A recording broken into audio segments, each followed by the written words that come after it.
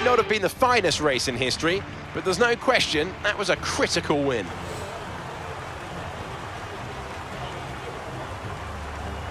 Talk to me, Ant.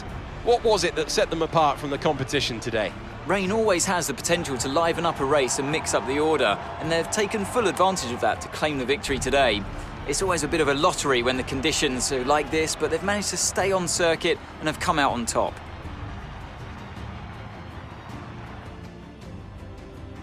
Well, what a thrilling end to an incredible Grand Prix weekend. Our top 3 finishers should be incredibly happy with what they were able to achieve out there today.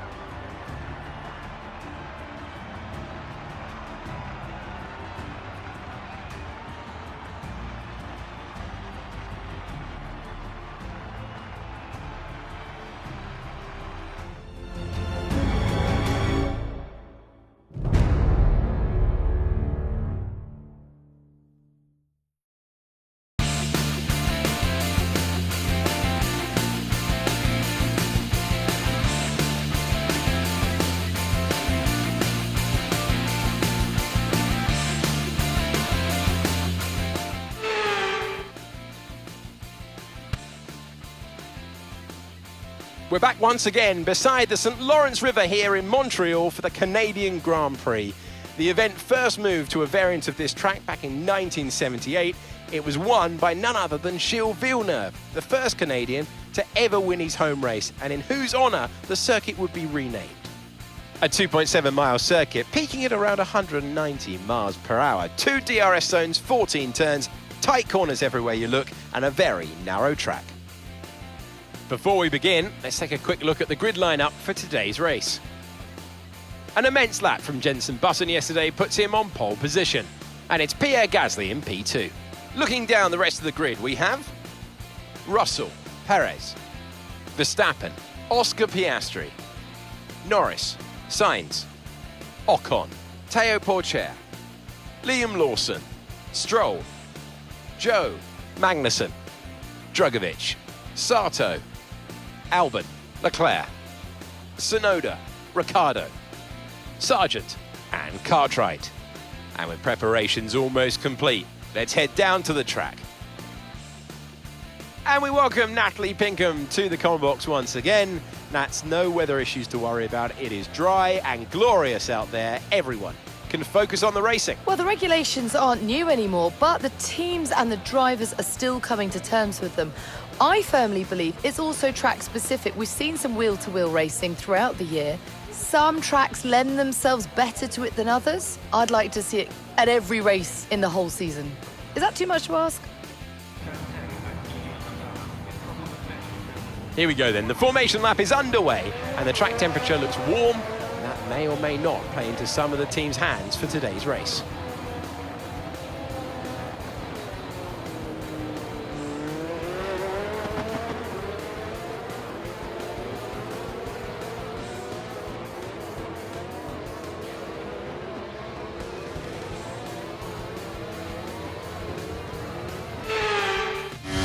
So as all the cars take their positions on the grid, the teams will be hoping their strategies pay off for them in today's race.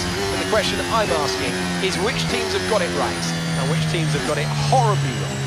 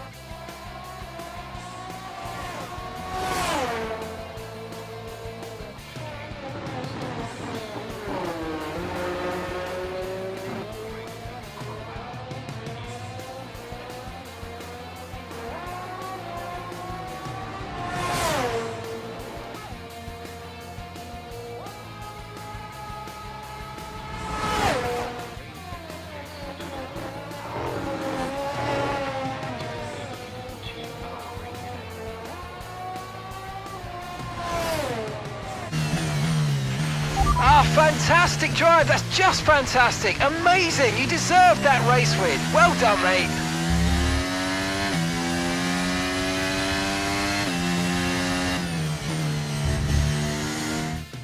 A truly magnificent drive then, and a great performance from the entire team to secure victory here in Canada. So, Natalie, what made the difference out there today? What an amazing race today. We all love to see an overtake as a Formula One fan, and we got those by the bucket load.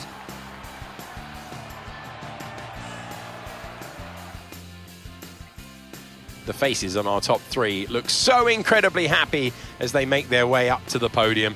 A much-deserved victory and a brilliant performance from them all.